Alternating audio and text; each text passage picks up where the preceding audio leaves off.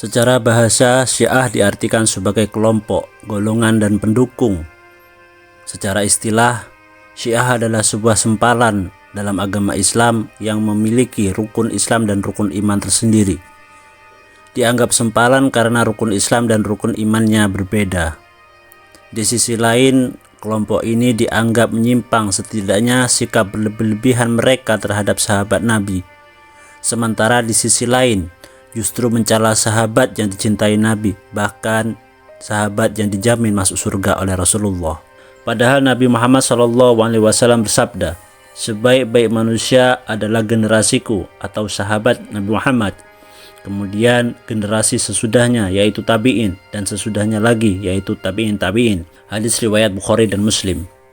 Selain itu, para sahabat Nabi adalah orang yang lebih dahulu masuk Islam, mendampingi Rasulullah SAW dalam berhijrah dan berperang serta melindungi beliau.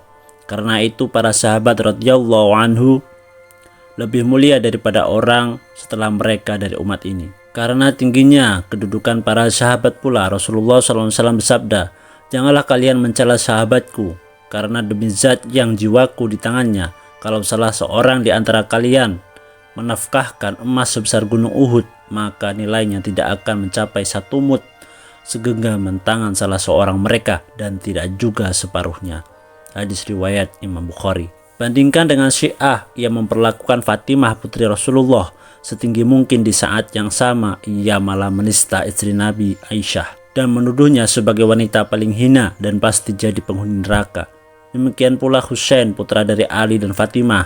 Ia sangat dimuliakan para pengikut Syiah, bahkan menjadikan hari kematiannya sebagai hari ratapan dan kesedihan setiap 10 Muharram atau Asyura. Pada saat yang sama, Hasan yang juga tergolong Ahlul Bait karena saudara kandung Husain sama sekali tidak dihiraukan dan diperhatikan, apalagi dikenang.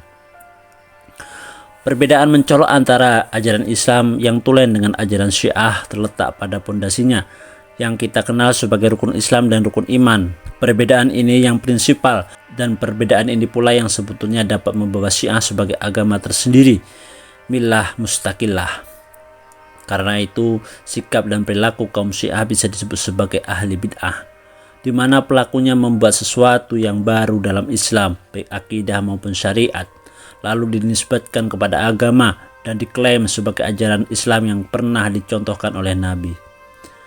Bid'ah bertingkat-tingkat, yang terbesar adalah bid'ah akidah yang dapat mengeluarkan pelakunya dari agama Islam dan menjadikan mereka masuk dalam kekufuran yang nyata. Contoh konkret bid'ah akidah yang bermuara pada kekufuran adalah para penganut Syiah yang merombak asas ajaran Islam, yaitu rukun Islam dan rukun iman.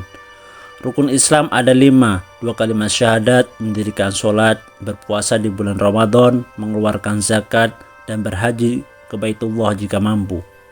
Sementara rukun Islam dalam Syiah meliputi sholat, puasa, zakat, haji, dan al-wilayah. Dalam Islam kita mengenal rukun iman, beriman kepada Allah, beriman kepada para malaikatnya, kepada kitab-kitabnya, kepada para rasul, kepada hari kiamat, dan beriman kepada qadha dan qadar.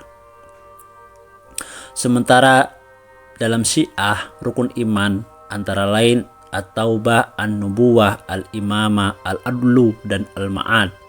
Bahkan kalimat syahadat penganut agama Syiah pun berbeda dengan Islam, sebab syahadat kaum muslimin hanya terdiri dari 2 kalimat, bersaksi bahwa tidak ada sesembahan selain Allah dan Nabi Muhammad adalah utusan Allah. Sedangkan Syiah, selain kedua kalimat syahadat tersebut, ditambah lagi dengan syahadat pada imam mereka yang 12 itu. Perbedaan kedua rukun inilah yang membawa Syiah sebagai ajaran dan amalan bid'ah yang nyata. Dari segi syariat, Syiah juga menjadi contoh nyata sebagai pelaku bid'ah syariat yang paling komplit, mulai dari mengotak-atik waktu sholat hingga jumlah rakaat dan tata caranya. Syiah menggabungkan sholat zuhur dan asar, maghrib dan isya, jadi mereka hanya sholat 3 waktu saja, subuh, zuhur campur asar, dan maghrib campur isya. Cara itu dilakukan baik sebagai mukim maupun sebagai musafir. Mereka bahkan tidak merasa sah sholatnya jika tanpa bersujud di atas tanah Karbala. Karena itu, setiap ingin melaksanakan sholat, Setiap itu pula tanah Karbala harus disediakan. Padahal sabda Nabi yang diriwayatkan oleh Bukhari Muslim, dijadikan bumi ini sebagai masjid bagiku dan tanahnya adalah suci. Dengan hadis Nabi ini, apa bedanya tanah Karbala dengan tanah Makassar atau Surabaya? Selain itu, kaum Syiah menjadikan Karbala sebagai tanah suci melebihi haramnya Mekah dan Madinah.